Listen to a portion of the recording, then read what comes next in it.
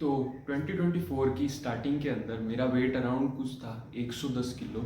और उस टाइम पर मैं ज़्यादा ध्यान नहीं देता था डाइट पे। मेरा वर्कआउट अच्छा चलता था, मेरी स्लीप भी अच्छी थी, सब कुछ अच्छा था। बट एक चीज़ थी कि मैं डाइट पे ध्यान नहीं देता था, मैं कुछ भी खा लेता था उल्टा पुल्टा ना, मिठाई वगैरह सब कुछ खा लेता था। तो फिर मैंने वज़न कम कर लिया। अभी मेरा वेट ऑलमोस्ट 77 किलोज़ है। तो हाउ आई लॉस 30 किलोज़ मैं आज आपको बताऊंगा, सिर्फ और सिर्फ 3 इजी स्टेप्स में। सिर्फ 3 इजी स्टेप्स, मतलब उन स्टेप्स को मैंने पहले काफ़ी ज़्यादा कॉम्प्लिकेटेड लग रहा था मुझे, फिर मैंने कुछ चीज़ें इंप्लीमेंट करता गया, फिर कुछ चीज़ें खराब हो गई, फिर वापस कुछ चीज़ें सही करता गया। तो इन चीज़ों को मैंने सिर्फ 3 इजी स्टेप्स में इम्प्लीमेंट किया है। ठीक है। तो सबसे पहली जो चीज़ है और सबसे इम्पॉर्टेंट जो चीज़ है वो यही है कि आपको अपनी डाइट ही फिक्स करनी पड़ेगी। आप दिन में भले 5 घंटे 6 घंटे वर्कआउट करते हो, तभी आप कुछ उल्टा पुल्टा खा सकते हो। ठीक है ना।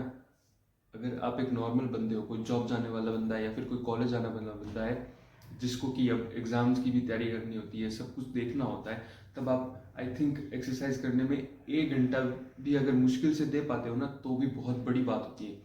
1 घंटा एक्सरसाइज करना ही चाहिए एक आदमी को, या फिर एक बंदे को दिन में आई थिंक 1 घंटे से ज़्यादा एक्सरसाइज करनी नहीं चाहिए, क्योंकि वो चीज़ सस्टेनेबल नहीं है। 2-3 घंटे एक हफ्ता कर लोगे, एक महीना कर लोगे, पूरी ज़िंदगी आप 2-3 घंटे एक्सरसाइज नहीं कर सकते। तो इस चीज़ को आपको ध्यान में रखना है। तो पहली चीज़ होती है डाइट को फिक्स करना। अब डाइट को कैसे फिक्स करोगे? मेजर जो ऑयली चीज़ें होती है, जो पैकेज्ड फूड होता है ना, ऑयली फूड जिनकी कैलोरीज काफ़ी ज़्यादा हाई होती है, उसको आपने अवॉइड करना है, एकदम अवॉइड करना है। मतलब कभी नहीं खाना। शुरू शुरू में तो आपको मतलब 3-4 महीने एकदम स्ट्रिक्ट डाइट पे रहना है। फिर जब आपका वेट कम हो जाए, मतलब आपने 80 किलो का टारगेट लेके चला था, आप 83 पर हो, तब आप हो सकता है एक चीट मील ले लो, वो भी 15-20 दिनों में सिर्फ एक बार। बट आपको अपनी सबसे पहली जो चीज़ है वो डाइट को फिक्स करना है। अब डाइट को फिक्स कैसे करना है, मैं ये चीज़ बता देता हूँ। सबसे पहली चीज़ आपका प्रोटीन इनटेक। अब सब लोग बोलेंगे कि 2 ग्राम ऑफ प्रोटीन पर केजी ऑफ बॉडी वेट। मेरे हिसाब से तो भाई वो बहुत ही ज़्यादा है, इतना आपको कंज्यूम नहीं करना है। आपको कंज्यूम करना है 1 ग्राम के जी पर बॉडी वेट से 1.5 ग्राम पर K G of body weight. मतलब आप अगर 100 kg के बंदे हो, ठीक है, जिसके ऊपर 30% फैट है, यानी आपका लीन मसल मास हो गया 70 किलो आपका लीन मसल मास हो गया। देन आपको उस 70 को ×1 और ×1.5, यानी 70 किलो से, यानी 70 ग्राम, 70 किलो की बॉडी के ऊपर 70 ग्राम प्रोटीन से लेके 105 ग्राम प्रोटीन, इतना ही प्रोटीन आपको कंज्यूम करना है। क्योंकि इससे ज़्यादा फिर प्रोटीन वो आपके फैट की फॉर्म में स्टोर होगा, क्योंकि वो आपको चाहिए ही नहीं। ठीक है ना। हमें हमारी बॉडी को कार्ब्स चाहिए, हमारी बॉडी को फैट्स भी चाहिए, हमारी बॉडी को प्रोटीन भी चाहिए। और इन तीनों की मात्रा जब सही क्वांटिटी में होती है ना, तभी आपकी जो फिजिक है वो मेंटेन्ड रहती है। अगर आपने कार्ब्स या प्रोटीन या फिर फैट्स, इन तीनों में से मतलब कुछ भी आपने ऐसा खाया जो कि डेली कैलोरिक लिमिट से एक्सीड हो गया, देन वो आपके फैट की फॉर्म में ही स्टोर होगा। भले आप ज़्यादा प्रोटीन ही खा लो, फिर भी आप मोटे ही रहोगे, क्योंकि आप वो ज़्यादा खा रहे हो। वो भी आपको लिमिट में ही खाना होता है, ज़्यादा नहीं खाना होता। ठीक है। तो प्रोटीन आपको खाना है 1 ग्राम खाना है 1 kg पर K G of body weight. मतलब अगर per K G of lean muscle mass, to be precise. ठीक है ना। क्योंकि फिर आपकी जो फैट है वो तो आपको कम करनी है, फैट थोड़ी रखनी है आपको। तो अगर कोई 100 kg का बंदा है, तो उसके ऊपर 25-30% फैट होगी, बिल्कुल होगी। क्योंकि 100 kg का बंदा विद प्योर मसल मास बना हुआ अगर वो होगा, तो फिर क्या ही दिक्कत है, फिर तो मौज ही मौज है। बट अगर आप 100 kg के बंदे हो, तब आपके ऊपर 25-30% फैट होगी, आराम से होगी। देन 25-30% फैट होगी, तो फिर वही 70 ग्राम, 70 किलो के बंदे आप हो गए, तो 70 ग्राम से 105 ग्राम प्रोटीन आपको खाना है। ठीक है। अब फैट की बात कर लेते हैं। फैट का आपको खाना है 1 ग्राम fat per K G of pure lean muscle mass. मगर जैसे आप 70 kg की आपकी मसल मास है ना, तो आपको 70 ग्राम फैट खाना है। अब अब कुछ लोग फैट को कट कर देते हैं। फैट को कट नहीं करना है, क्योंकि फैट जो है वो आपकी हॉर्मोन्स, आपकी स्किन, आपके बाल, है ना, आपके मतलब अंदर इंटरनल ऑर्गन्स, इन सब को चाहिए होती है हेल्दी फैट्स। हाँ, बुरी फैट्स को कम कर दो, जैसे ट्रांस फैट्स हो गई, जो भी ये चिप्स वगैरह और के अंदर तल के आप खाते हो वो कम कर दो। बट घी, बटर, दूध, दही, इन सब चीज़ों से आने वाली जो फैट होती है ना, वो काफ़ी ज़्यादा इंपॉर्टेंट होती है अपनी बॉडी के लिए। तो 70 ग्राम फैट आपको खानी ही खानी है, और 70 से 105 ग्राम प्रोटीन आपको खाना है। अब वो देखो आपका कितना पूरा होता है।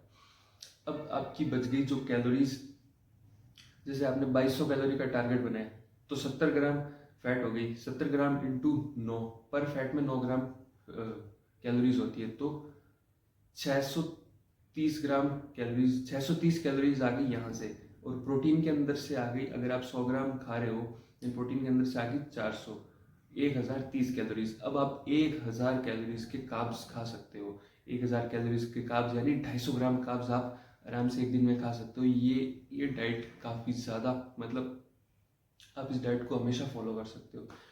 तो इस डाइट को इम्प्रूव और करने के लिए आप इसके अंदर सेशिएटिंग फूड्स को ऐड कर सकते हो, जैसे कि सैलड ऐड कर सकते हो, होल ग्रेन्स जैसे कि बाजरा, मिलेट्स, ये जो भी होते हैं होल फूड्स जो होते हैं ना, आप उनको ऐड करो अपनी डाइट के अंदर। और पैकेज्ड फूड को निकाल दो, एकदम से निकाल दो। यू विल सी कि तुम्हारा जो फैट लॉस है ना, वो इतनी स्पीड से होगा ना, तुम सोच भी नहीं सकते। अब सेकंड जो चीज़ होती है वो वर्कआउट रूटीन। अब वर्कआउट रूटीन के अंदर मैक्सिमम लोगों को मैं यही देखता हूँ कि वो कार्डियो करते रहते हैं। कार्डियो करना गलत नहीं है, कार्डियो करना चाहिए। आपकी जो कैलोरीज बर्न होती है वो काफ़ी, मतलब बर्न होती है, और फिर आप ज़्यादा खाना खा सकते हो एक सर्टेन वेट के ऊपर। बट ज़्यादा ज़्यादा कार्डियो करने से क्या होता है कि आपको एक भूख जो है ना बहुत ज़्यादा लगती है कार्डियो करने की वजह से। और कार्डियो अगर आपने एक बार कर लिया ना, तो उतनी ही कैलोरीज बर्न होगी। इंस्टेड जब आप वेट लिफ्टिंग करते हो, तब वेट लिफ्टिंग के अंदर क्या होता है कि आपने जिम में जो वर्कआउट किया, जो किया, ठीक है, वो मसल ब्रेक हो गई। जैसे मैंने एक बाइसेप कर लगाया, ये मसल जो है ब्रेक हो गई। अब इसको रिपेयर करने के अंदर भी कैलोरीज लगेगी। मतलब आप जिम से करके घर पे वर्कआउट आए, देन आपकी जो मसल ब्रेक हुई है ना, उनको रिपेयर करने में भी कैलोरीज लगेगी। मतलब आप बैठे बैठे कैलोरीज बर्न कर लोगे। जिम में वर्कआउट, मतलब वेट लिफ्टिंग करने का इतना ज़्यादा फायदा होता है, ठीक है ना। तो वेट लिफ्टिंग को, अगर आपके पास 1 घंटा है, तो 40 से 45 मिनट दो वेट लिफ्टिंग को, और 10 से 15 मिनट दो कार्डियो को। और कार्डियो वेट लिफ्टिंग के बाद करो, नहीं तो वेट लिफ्टिंग की जो परफॉर्मेंस है ना वो कम हो जाएगी, बट आप कार्डियो की परफॉर्मेंस कभी कम नहीं होगी, और हो भी गई तो क्या फ़र्क पड़ता है। तो सिंपल सी चीज़ यही है कि आपको वेट लिफ्टिंग के ऊपर ध्यान देना है। 40 से 45 मिनट ही आपको वेट लिफ्टिंग करनी है, इससे ज़्यादा वेट लिफ्टिंग आपको नहीं करनी है। इससे ज़्यादा, मतलब अपने जो हैवी डंबल्स लगाने हैं, जो भी बारबेल, स्क्वाट्स, डेडलिफ्ट, जो भी आपका वर्कआउट रूटीन है, वो इससे ज़्यादा नहीं करना है, क्योंकि फिर वो बेनिफिशियल नहीं रहता। मतलब वो जो जो आपने 40-45 मिनट लगाए हैं, उसका बेनिफिट मिला आपको, बट जैसे आपने 1.5 घंटा लगाया, तो उसका बेनिफिट फिर आपको यहीं तक मिलेगा, क्योंकि फिर ये इतना जो आपने जो टाइम वेस्ट कर दिया ना, ये फिर एड अप हो के बहुत ज़्यादा हो जाएगा। तो इसकी बजाय आपको वर्कआउट कम रखना है एंड इंटेंस रखना है, एंड अपना कार्डियो भी अगर आप इंटेंस चाहो तो रख सकते हो, ठीक है। अब तीसरी जो चीज़ होती है कि आपको फैट लॉस 1 साल नहीं करना है, 2 साल नहीं करना है। आपको फैट लॉस, अगर आप मोटे बंदे हो तो आपको फैट लॉस जिंदगी भर करना है, ठीक है ना। ऐसा नहीं हो सकता 1 साल आपने फैट लॉस किया और फिर वापस वही ओल्ड हैबिट्स पर आ गए, वही घिसे पिटे खाना खाने लग गए, वही पैकेज्ड फूड्स वाली लाइफ जीने लग गए, तो आप फिर वापस मोटे हो जाओगे, और आपने जो 1 साल की मेहनत करी है ना, ये सारा का सारा कचरा हो जाएगा। तो ऐसे आपको चेंजेस करने हैं जो कि सस्टेंड हो, जो कि एक लॉन्ग टर्म पीरियड के लिए सस्टेंड हो। मतलब आप पूरी ज़िंदगी कर सकते हो। हाँ, कभी कोई शादी आ गई, then it's all right, occasion है, शादी पे तो खा सकते हैं, बट आई थिंक महीने में एक बार होना चाहिए, या फिर 2-3 महीने में एक बार।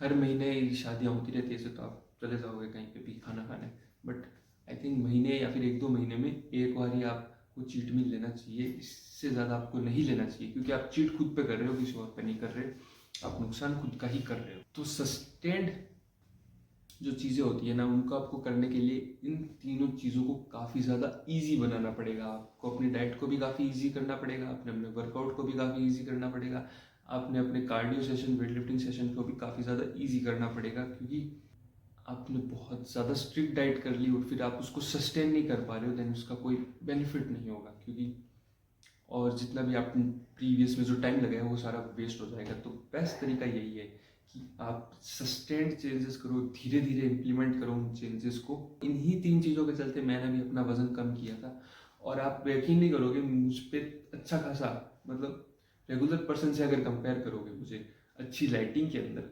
ज़्यादा मेरी इतनी कोई खास बॉडी नहीं बनी है। बट अगर मैं इस चीज़ को कंटिन्यू रखूँ 1-2 साल और, देन आई थिंक मैं काफ़ी अच्छी फिजिक पे पहुंच जाऊंगा।